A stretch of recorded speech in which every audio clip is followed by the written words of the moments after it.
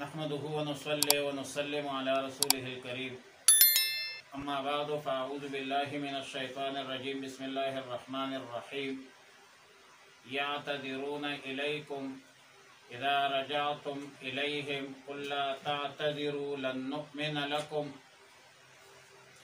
پارہ نمبر 11 سورہ توبہ، رکوع نمبر 12، آیات نمبر 94، 95، 96، 97، 98 اور 99۔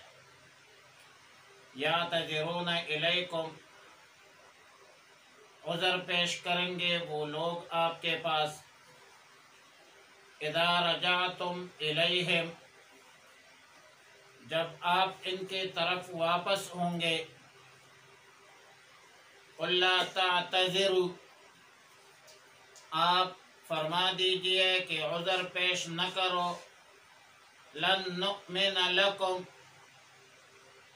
ہم ہرگز تمہاری بات کو سچی نہیں مانیں گے، قد نبأنا اللہ من اخبارکم، تحقیق کے ساتھ اللہ نے تمہارے خبریں ہمیں بتا دی، وَسَيَرَى اللَّهُ عَمَلَكُمْ وَرَسُولُهُ، اور ان قریب اللہ تمہارے عمل کو دیکھ لے گا اور اس کے رسول،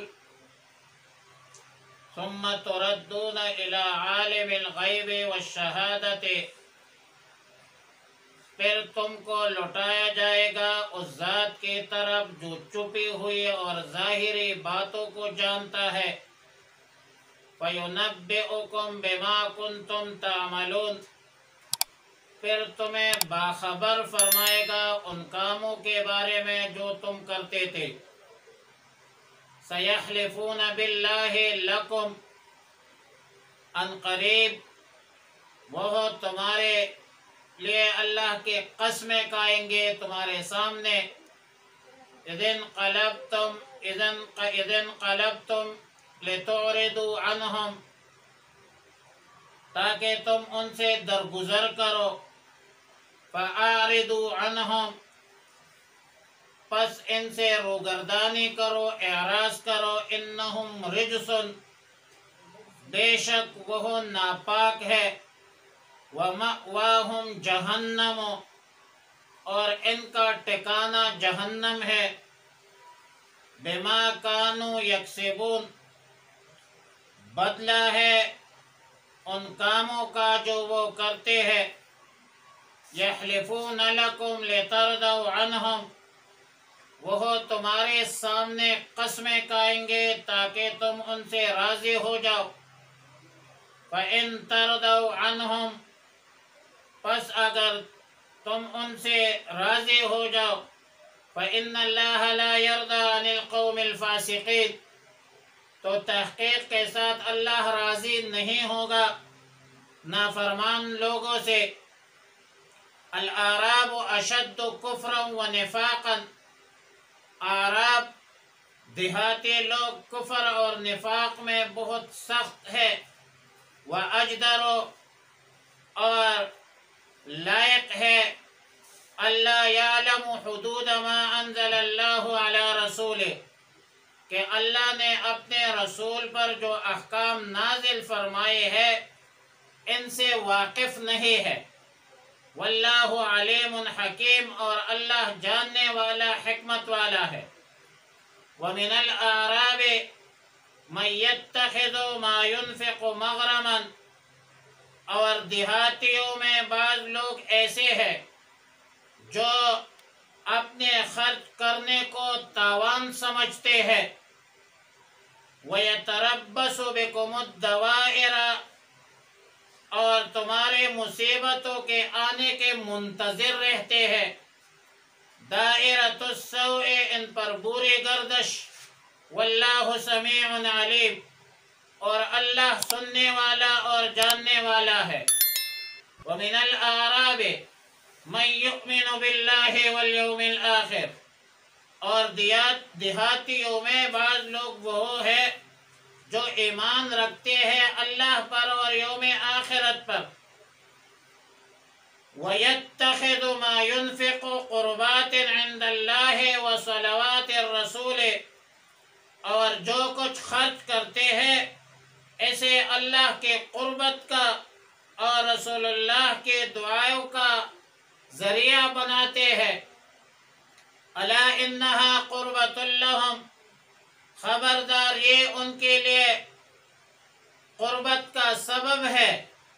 سیدخلہم اللہ فی رحمتہ، اللہ ان قریب انہیں اپنی رحمت میں داخل فرمائے گا۔ ان اللہ غفور الرحیم، بے شک اللہ رب العالمین بخشنے والا مہربان ذات ہے۔ آیات نمبر 94 کے حوالے سے گزارش یہ ہے کہ غزوہ تبوک سے واپسی پر یہ عذر پیش کرنے والوں کو جواب ہے۔ جن لوگوں نے غزوہ تبوک میں شرکت نہیں کی اور عدم شرکت کی بنیاد پر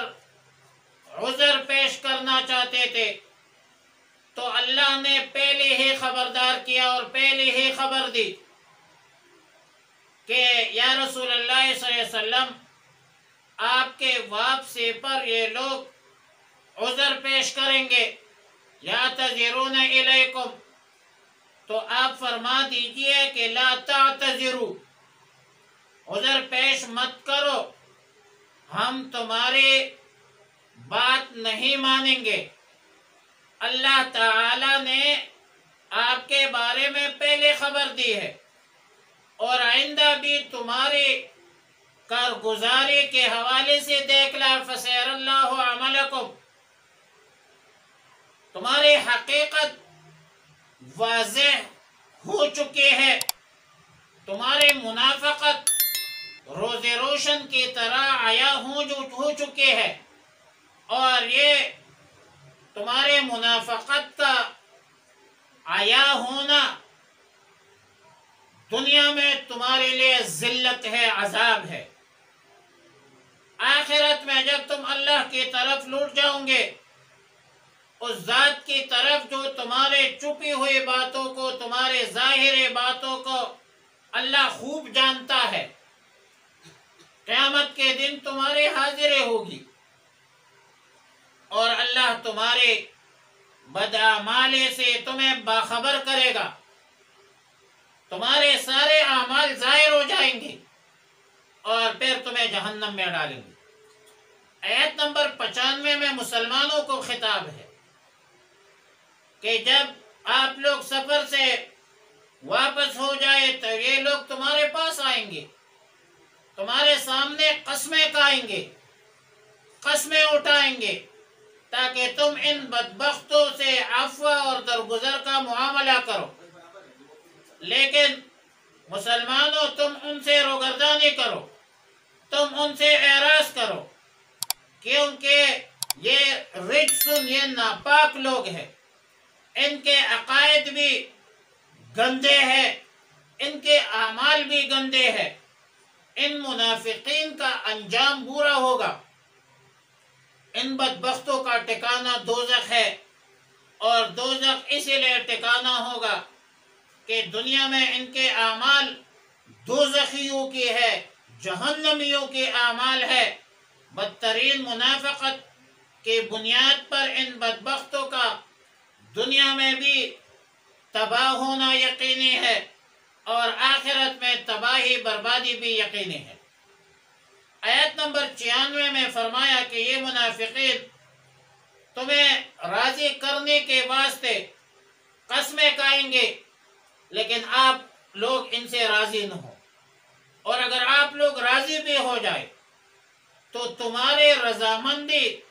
ان منافقین کو فائدہ نہیں دے سکے گی، کیونکہ یہ لوگ فسق و فجور میں مبتلا ہے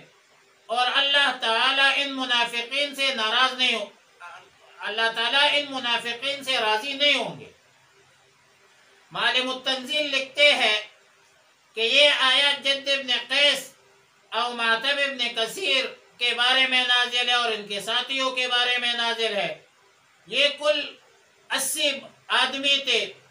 جو اپنے نفاق کے وجہ سے تبوک میں شریک نہیں ہوئے۔ جب رسول اللہ صلی اللہ علیہ وسلم مدینہ منورہ تشریف لائے تو رسول اللہ صلی اللہ علیہ وسلم نے مسلمانوں کو حکم دیا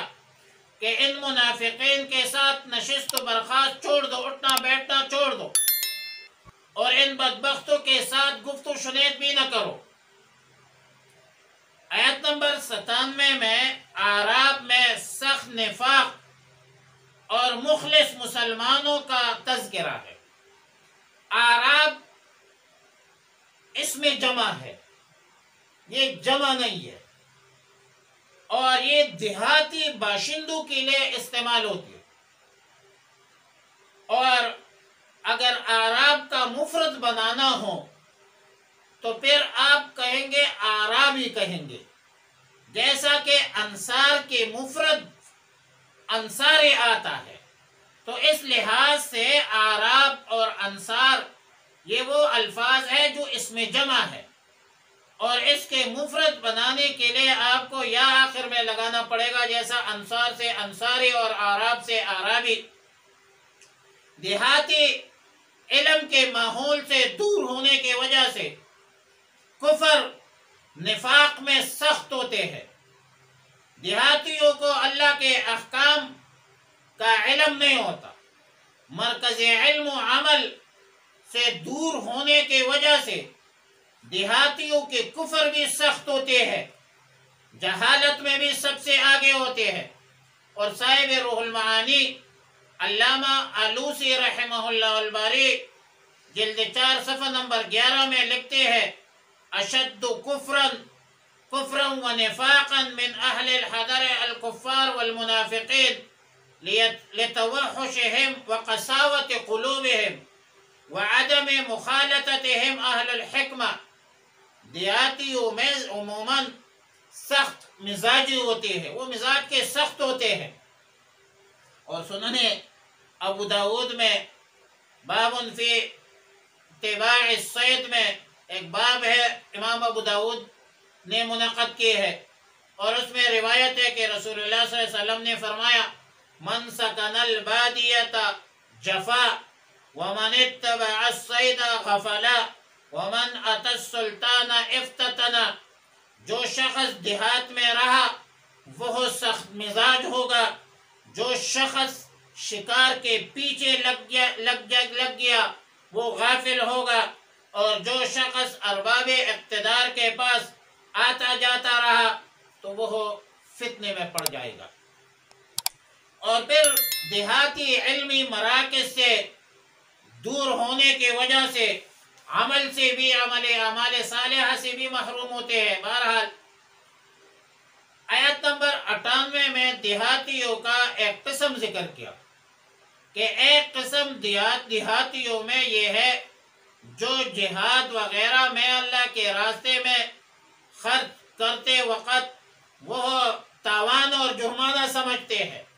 انفاق فی سبیل اللہ کو تاوان اور جرمانہ سمجھتے ہیں، کیونکہ لوگ ثواب کے امیدوار نہیں ہوتے۔ نیز یہ لوگ مسلمانوں کے لیے گردش زمانہ کے منتظر رہتے ہیں، ابن الوقت کا مظاہرہ کرتے ہیں، تاکہ ان پر کوئی ایسی مصیبت آ جائے جس سے مسلمان ختم ہو جائے۔ حالانکہ گردش زمانہ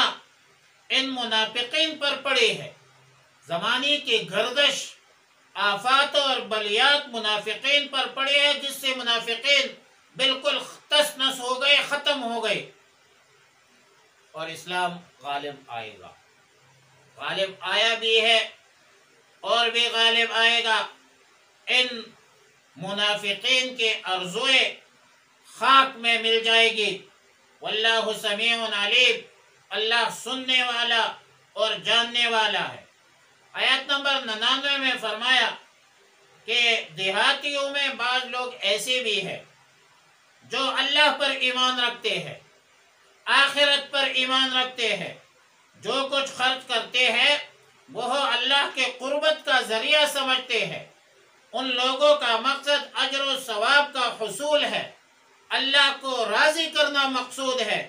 اور رسول اللہ مبارک صلی اللہ علیہ وسلم کی دعائیں لینا مقصود ہے، وصلوات الرسول ہے۔ اور جو مال اللہ کے راستے میں خرچ کرتے ہیں اس کو تاوان نہیں سمجھتے، اس کو اجر و ثواب کی بنیاد پر خرچ کرتے ہیں، بلکہ پورے اخلاص اور پورے بشاشت کے ساتھ اللہ کے خوشنودوں کے لیے اللہ کے راہ میں خرچ کرتے ہیں، تو اللہ ایسے لوگوں کو اپنے رحمت میں داخل فرمائے گا، اور بے شک اللہ بخشنے والا مہربان ذات ہے۔ وآخر دعوانا الحمدللہ۔